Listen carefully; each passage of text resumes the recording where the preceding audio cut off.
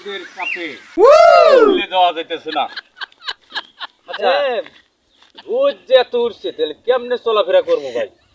বক্কন chairman সাহেব, রোজ তো পরিমাণ খুব, এবার তো চেয়ারম্যান তো ওইলেনি, এই দেখি কাম কাজ করে দিবেন নাকি? কাম কাজ এখান থেকে করে দেবো মানে যে এই বছর নির্বাচনে দাঁড়াইছিলাম, অনেক টাকা ব্যয় হয়েছে, এবার খালি খামো, এবার খালি এটা তো খাইতেই হবে। এবার খালি লুটপাট করে খামো। খাওয়ার পরে সামনের বার তারপরে চিন্তা ভাবনা করবো যে কিছু করবো নাকি। তারপরে করে দিছি, এই যে এখানে বিল্ডিং টিল্ডিং সব করে দিছি আমি। কঠিন কাম হয়েছে, ঠিক আছে ঠিক আছে।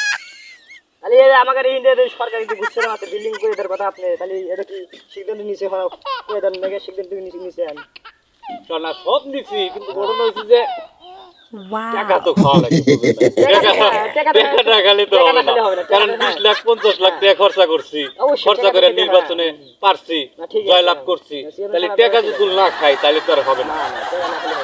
আরে বুঝতে হবে, আমার সাথে অ্যাসিস্ট্যান্ট করলে সবকিছু বুঝতে হবে, কারণ আমি যদি বলেও দেই যে এই জিনিসটা করো, তারপরে তুমি করবে না। অবশ্যই আপনাদের দিয়ে দেব, সমস্যা হ্যাঁ, নেই। সবকিছু মানে যে মেইনটেইন করে থানা চাপা দিবে, ঠিক আছে? ঠিক আছে একটা সিগারেট খাই, অনেক দূর থেকে আসলাম। লাইট বন্ধ করবো বকে সিজন স্যার। হ্যাঁ হ্যাঁ, বন্ধ করো, এখানে তো ছায়া আছে, সমস্যা নেই। এটা সিগারেট দেন, একটা সিগারেট।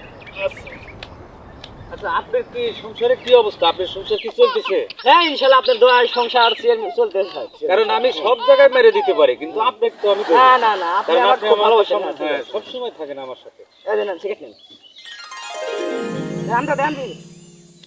আপনি হইলে আমার আপনি ধরবেন, মানে আমি আছি না।